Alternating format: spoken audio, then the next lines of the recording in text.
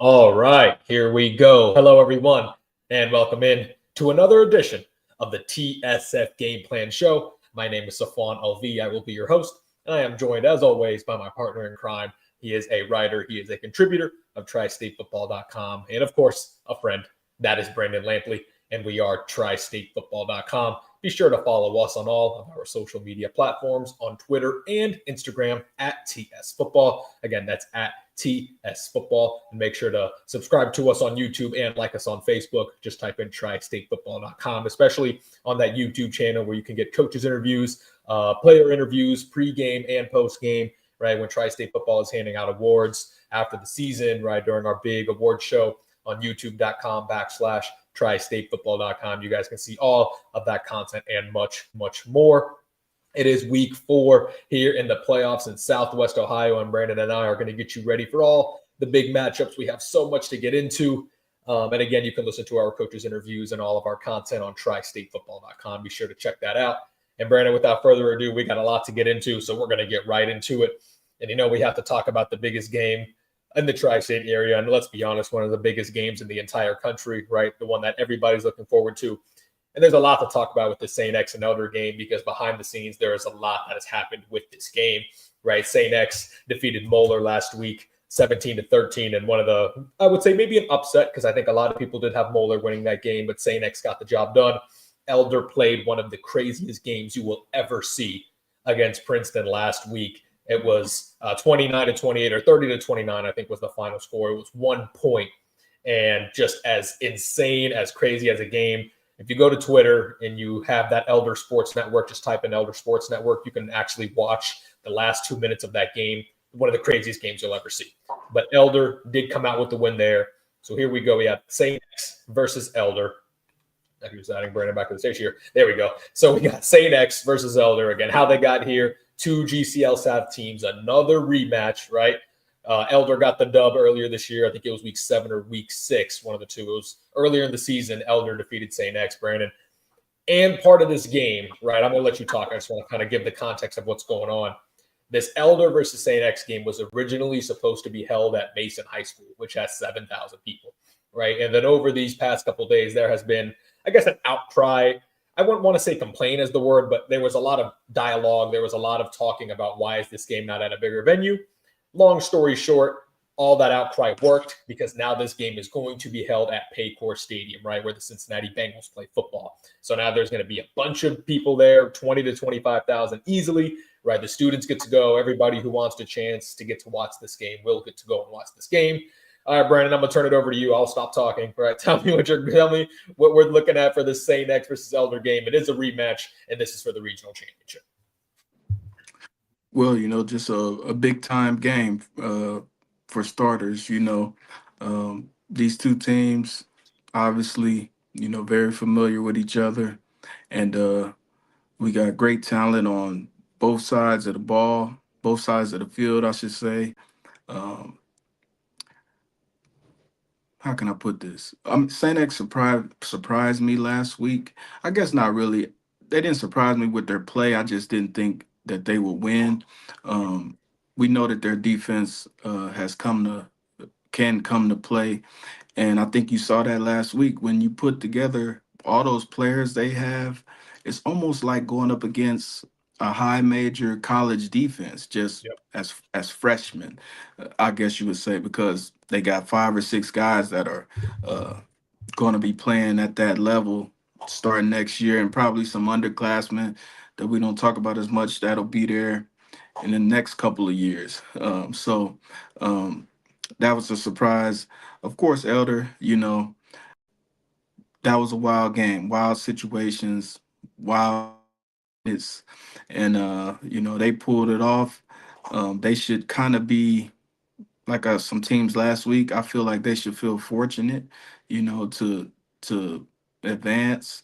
So I think it's going to be a crazy game. I think they're going to come in with a lot of energy because of that loss. I mean, because of the way that game played out. And I think Saint X, they're going to be riding high. Hadn't beat Moeller for years in the playoffs. I think they're going to be riding high. I I think it's hard in the GCL this year, maybe to beat a team twice. So I'm gonna take the Saint X defense. Daniel Vollmer on offense, doing a lot more offense. Aiden Reeder, Kobe Clapper, um, Braden Riley. I'm gonna take that defense to make a play somewhere. The offense, Elder has shown they can give up points. So I'm gonna take Saint X mild upset. Yeah, when discussing this game, Brandon, like we talked about over the last few weeks at the end of the regular season when St. X had the buys, two buys, right? They didn't play for 2 consecutive weeks. If they were going to make a run, which was very possible, and we're seeing it right now, it was going to be on the heels of the defense, right? Their offense is still trying to figure out their groove, but with all the guys that you named, the high-level Division I guys, they got a sophomore like Grant Lyons on the defensive line. You can just name them all, and they're all electric players. This defense is capable of winning a state championship game, right? That is how good and that is how talented this team is, right? And it was a bend but don't break style, right? Because Moeller got first downs, Matt Ponatoski was moving the ball, but when they needed to get a stop, they did, right? That's why they only scored 13 points. And what you mentioned at the end is a big piece of the offense, and that is hand the ball, or in some way or shape or form, give the ball to Daniel Vollmer. That was, again, that's not a revelation by any means. Everybody, knows who that young man is, one of the best football players in the state of Ohio. But when you give the ball to him at the end of the game, Brandon, when it was push come to shove and, the fumes were running in that game, they gave it to Vollmer and he was getting yards, big chunk plays. He scored that last touchdown. So maybe all of a sudden St. X, has a formula. It's going to be harder to do against Elder. It's Paycor Stadium. But if you get the ball to Daniel Vollmer, right, give it to him 10, 15 times a game, and Jackson Fry makes good decisions. The offensive line starts to make some pushes. As long as this St. X offense, doesn't turn the ball over and they're formidable, this defense can carry them to a state championship game. Yeah, I agree. And I think the offense, I feel like it is what it is at this point. I don't see them coming out and dropping 35 or 40 on somebody. It's going to be the defense, the keep them hanging around. If they can put a couple scores in, it's going to be on the defense to really just hold teams down, keep their offense in the game, like last week. And I feel like this weekend going forward, as they start playing better and better teams, maybe Middletown or Wayne next week, it'll be just the same case. So I think the winner of this game has a great chance to get at least to the state championship. And when you get there, you got a great chance to win it. So, yeah. And you know what makes me more even confident with St. X? I love Elder. This is their best start, I think, in program history. I don't think they've ever been undefeated going into this point. Is they are not going to play a team, more specifically, a quarterback better than they just played. Right, Matt Ponatoski is going to be the best quarterback that they're going to face. And I love Cade Meestep, right? Before anybody gets on me, he is a phenomenal player. He's a special talent. He's an excellent player. But Matt Ponatoski can take it to a different level, right? And the fact that St. X was able to go in, right, and beat Matt Ponatoski and limit them to under 15 points, that gives me a lot of confidence going into this Elder game. And as you said, right, beating a team twice in this league is tough. Right. It is a tough thing to do. St. X is riding high with that defense, and that is also going to help the offense, right? They're starting to figure out some key cogs, a couple touchdowns. And I agree, Brandon. I'm going with X in this game. I think, again, I love Elder. I think this is going to be a close game. I think somewhere in like a 21-24 style game. We'll get a couple touchdowns, but most of the time it's going to be stops. They have 21-24, and I think St. X wins. And I agree.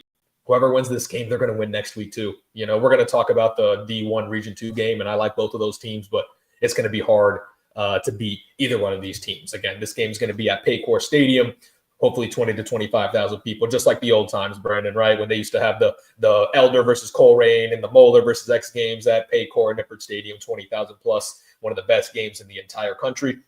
I do want to move on to our next game, though, over there in Division 2, Region 8.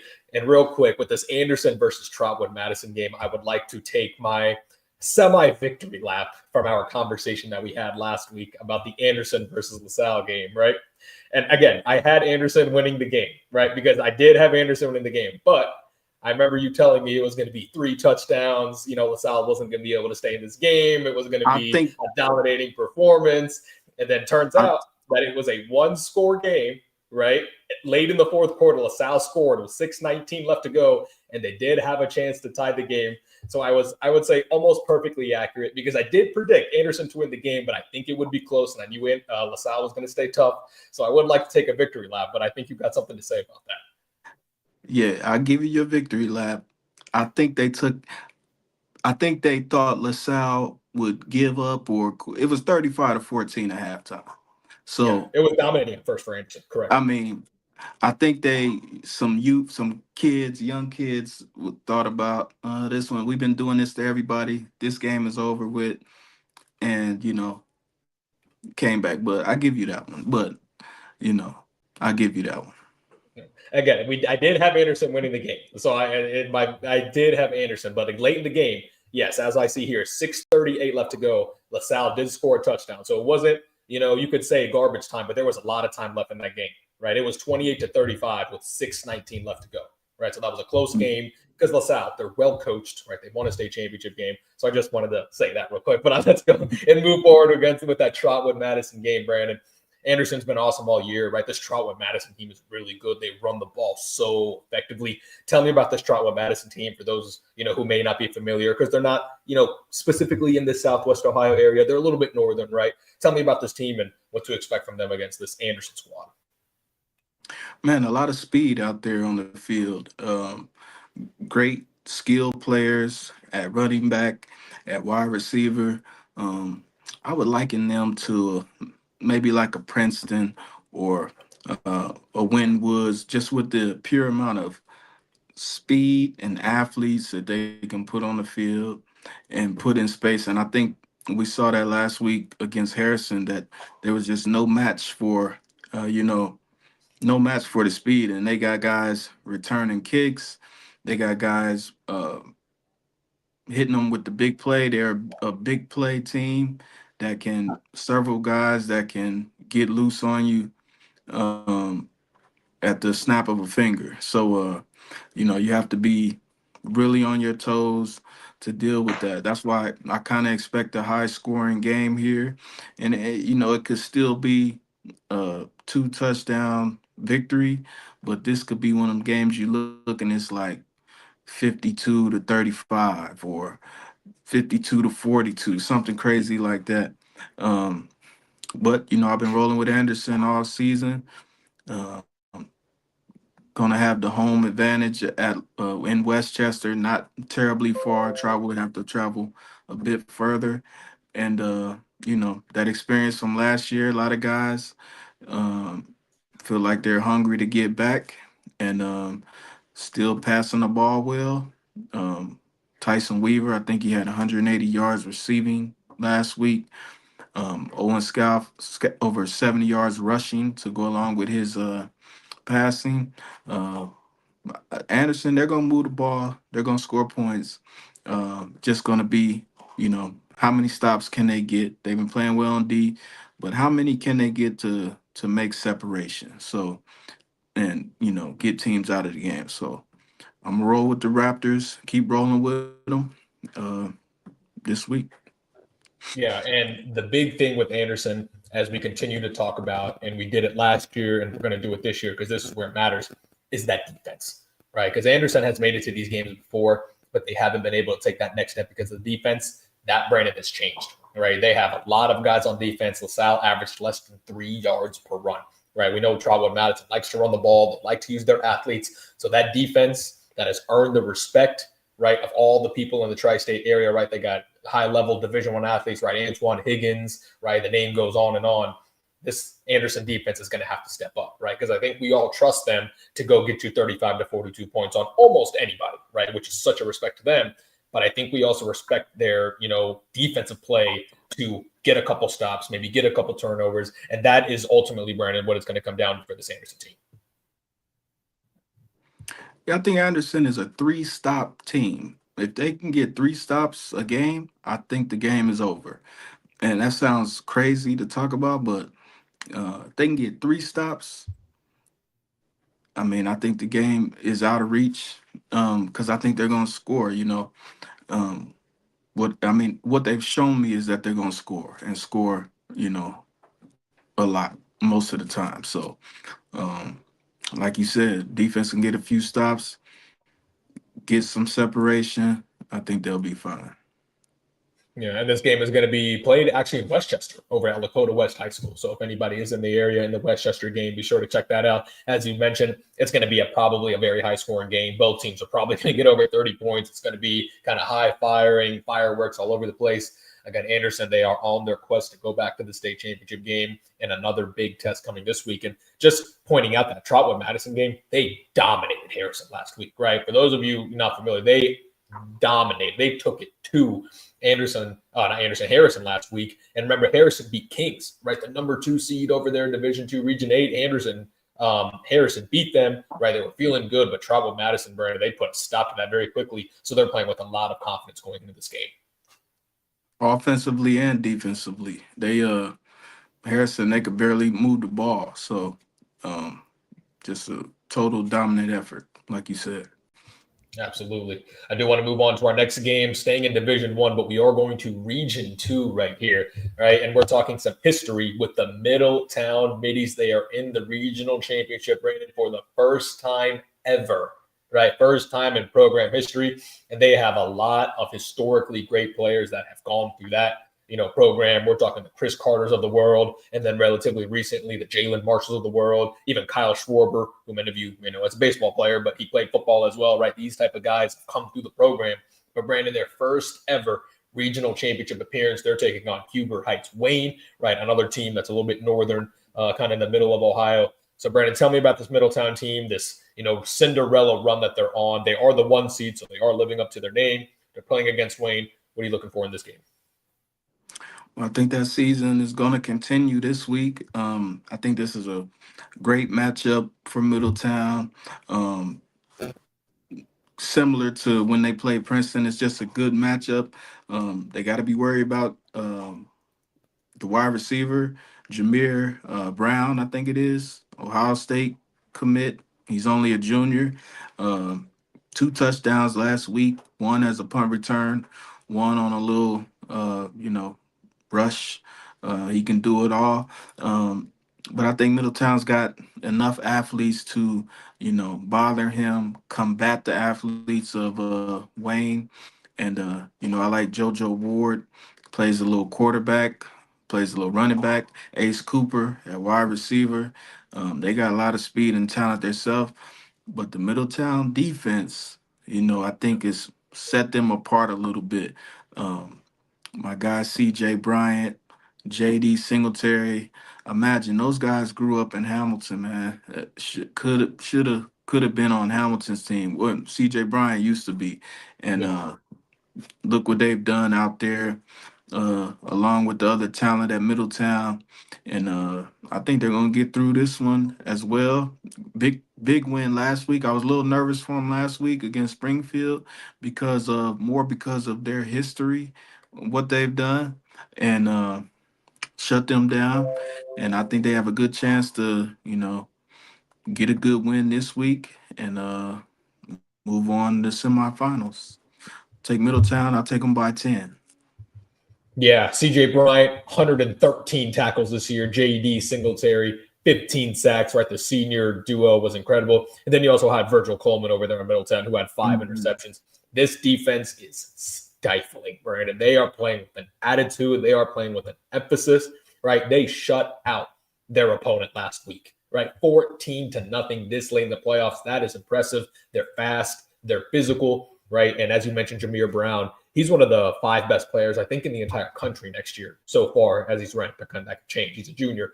But as of right now, he's one of the top 5 players in the country, right? So you're going to get to see good defense. You're going to get to see electrifying playmakers. Again, this is going to be at Madison County School as well. So if anybody is interested in going to this game, it's going to be at the Madison High School Complex, right? It's the Michael L. Trotwood.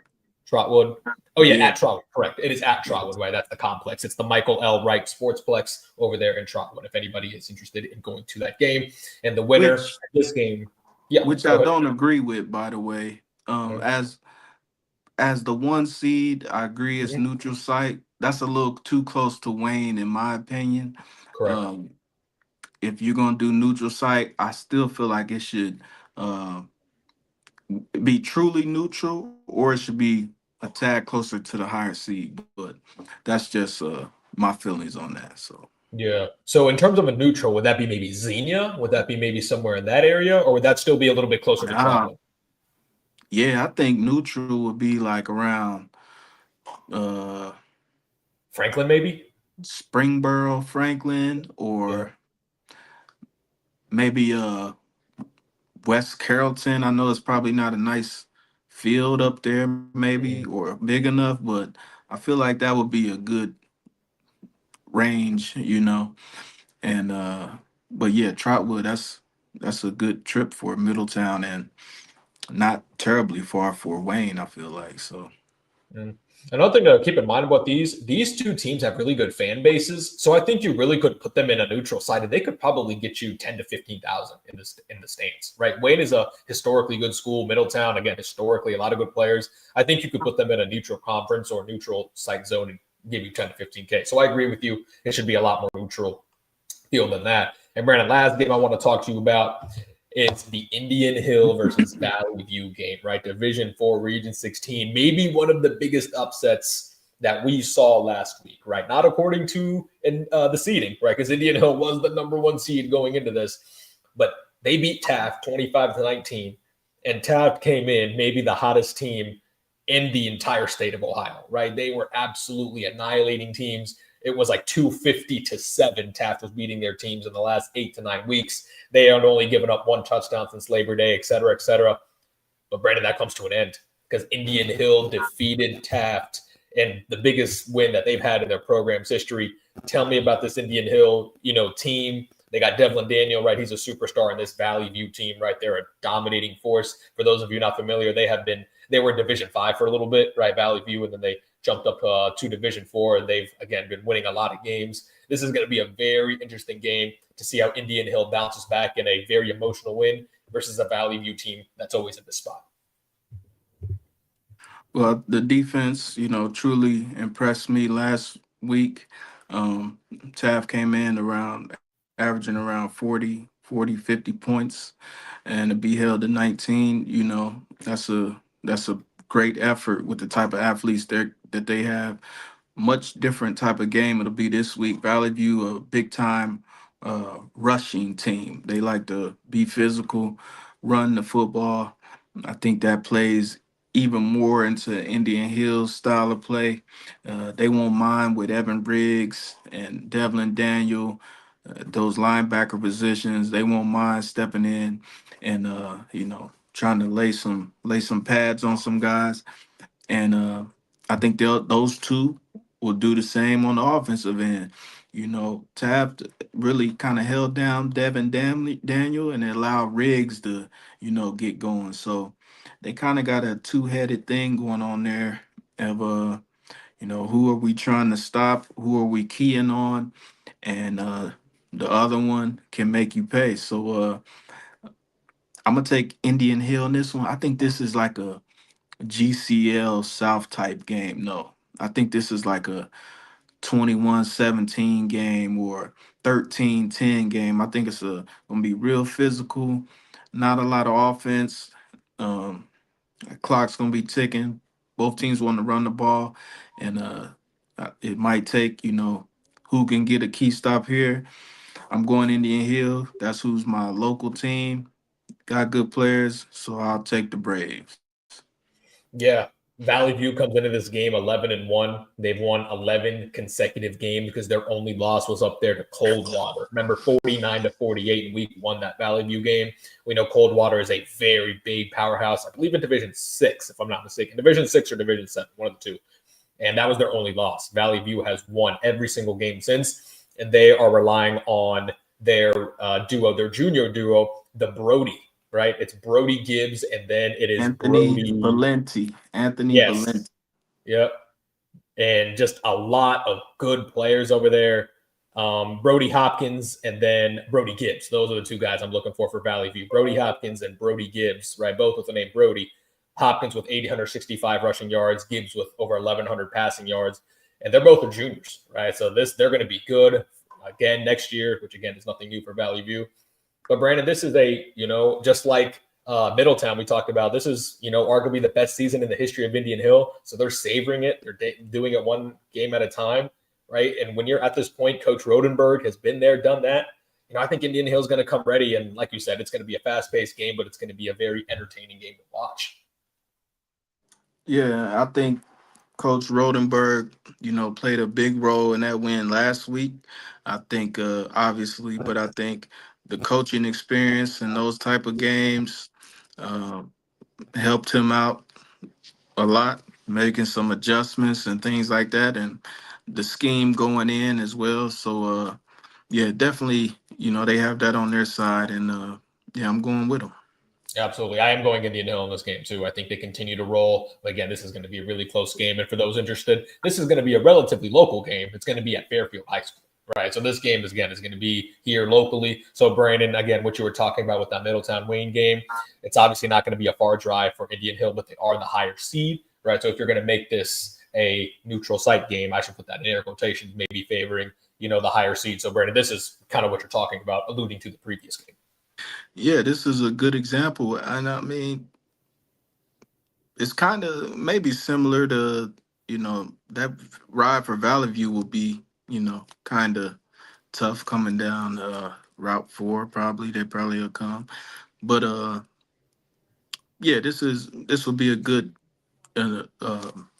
version of what I was talking about, just being a little closer to the number one seed. If you're going neutral, it still should favor the higher seed, I feel like, especially when it's a one seed.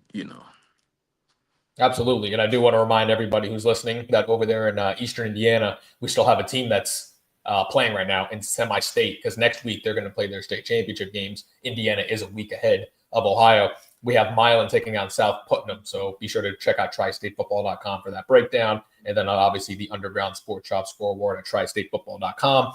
And then all of the Northern Kentucky scores, as they are a week behind in the playoffs. So they're still getting, kind of their blowout matchups and their, beginning matchups out of the way. Highlands is still alive. Covcath is still alive. Beechwood, again, go to TriStateFootball.com and then /scores. You guys can see everything there. All right, Brandon, before we get out of here, just any last-minute thoughts? We're getting closer and closer to the season being over. Most of our team season are done.